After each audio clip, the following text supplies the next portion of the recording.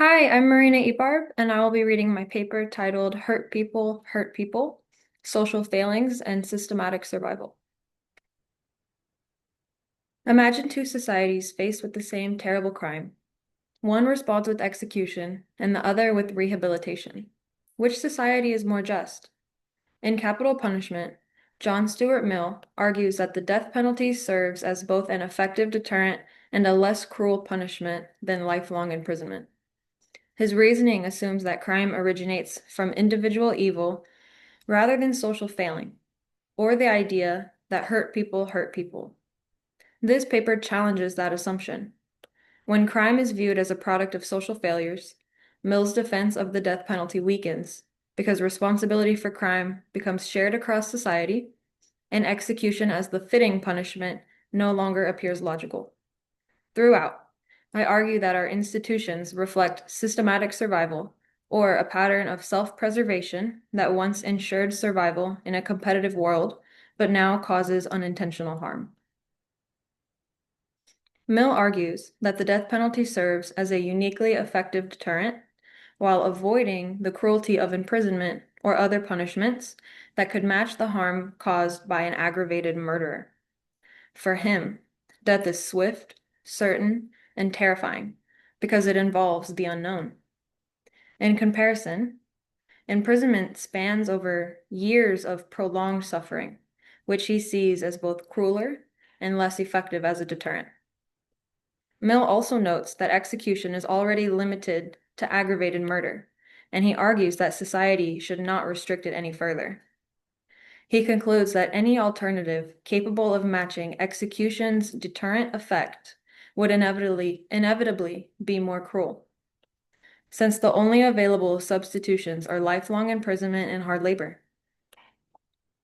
However, Mill's argument depends on a limited view of where crime comes from. He treats it as the result of individual evil rather than as a symptom of social failures. At the same time, Mill admits that it would be a great satisfaction if he could support the abolition of capital punishment. This tension exposes a contradiction in his reasoning. Morally, he recognizes execution as wrong, but fear persuades him that it is a necessary wrong.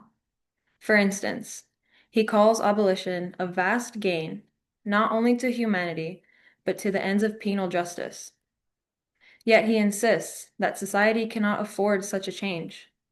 Mill's defense therefore shows that he wants reform, but he cannot imagine justice evolving beyond deterrence.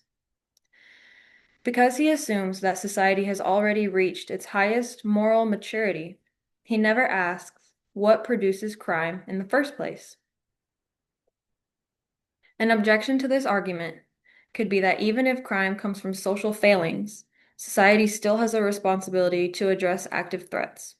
In other words, the social changes required could take decades, but the need for public safety is immediate. From this perspective, execution is justified because it acts as a short-term deterrent, and the fear of death prevents violent crimes more effectively than imprisonment and reform programs. As a result, considering shared responsibility strengthens Mill's argument instead of weakening it. After all, if society has failed to prevent violence through social support, then it carries an even greater obligation to protect potential victims through the most effective deterrent available. Nevertheless, Mill's defense of the death penalty continues to unravel once we acknowledge society's role in shaping both crime and systematic survival. Execution acts as a crutch that delays reform, confuses deterrence with justice, and replaces moral growth with fear. First, relying on the death penalty functions as a crutch. It may provide temporary relief, but it prevents genuine healing and inhibits the development of a more just and humane system. The longer society depends on execution to manage crime, the less urgency it will feel to repair the social conditions that produce it. Without execution, Citizens would face the pressure to invest in prevention out of genuine self-interest and collective safety. Once people recognize that ignoring the suffering of others endangers their own communities, moral reform becomes a necessity rather than a choice. Recognizing social responsibility does not excuse individuals from punishment or eliminate deterrence. It means understanding human behavior in full context and combining corrective measures with preventative measures. Consider the difference between a wealthy person who shoplifts for thrill and a homeless person who does so to survive. Justice needs to reflect this difference because it brings the problem of systematic survival to the surface. When fear alone guides behavior, people act rightly only to stay safe, not because they understand or care about right and wrong. In such an environment, compassion shrinks, and society justifies suffering, while everyone struggles to avoid being the one who loses. But there is no longer a need for systematic survival. We are safe, plentiful, and steady. And it is time for society to stop relying on systems that no longer serve it. If we remove the systems that prevent the fallen from rising again, fear will lose its grip.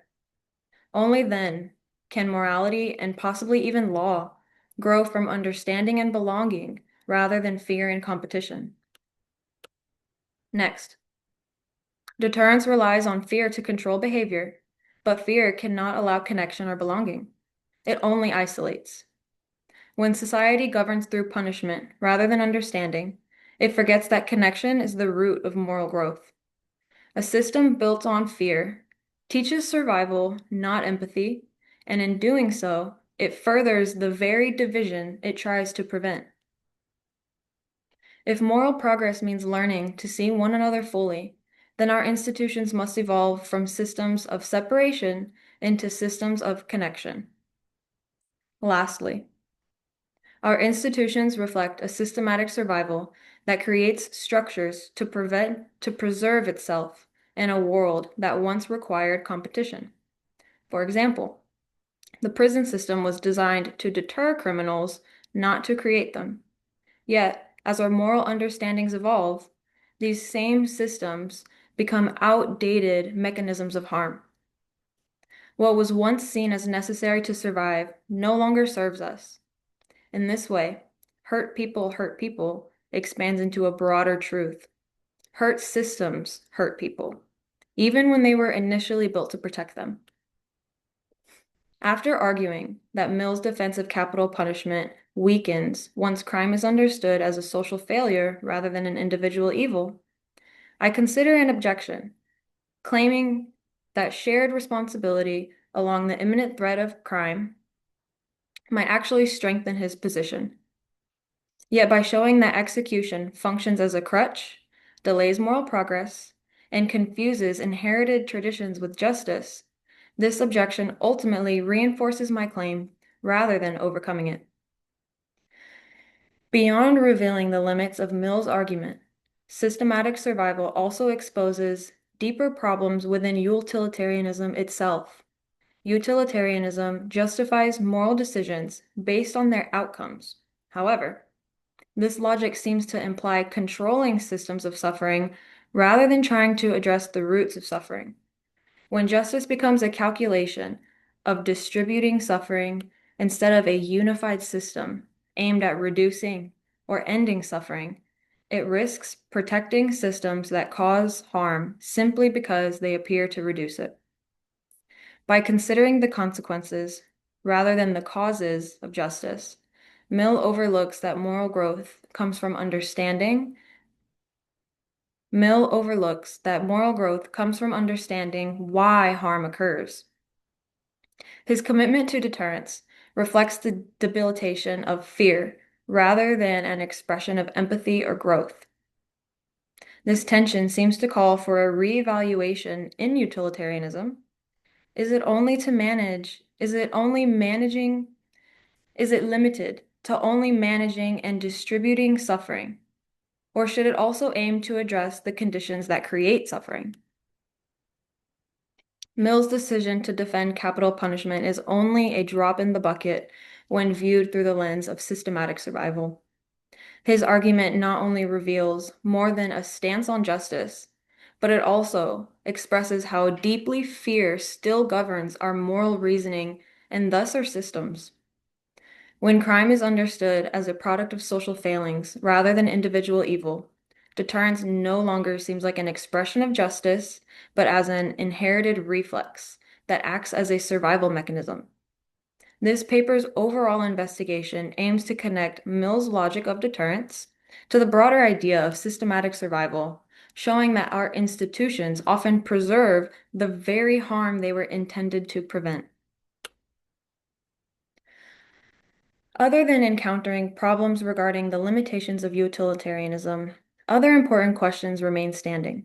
If individuals carry the marks of past fears into their choices, do societies naturally carry collective trauma into their systems?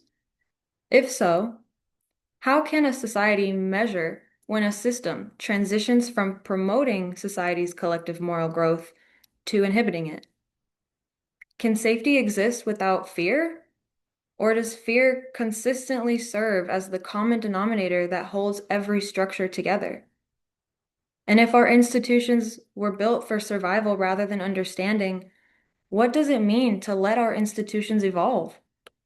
These questions remind us that moral progress is not only about changing laws, but about healing the systems from which those laws come from. To begin to answer these questions, further research should investigate the role of systematic survival in fields like education, healthcare, economics, as well as strategies for replacing fear-based systems with connection-based systems. To outgrow deterrence as a limitation of justice, we must learn to see accountability not only as punishment, but as active participation in collective reform. Only then can law begin to serve life rather than continue to inhibit its moral evolution. Thank you for your time.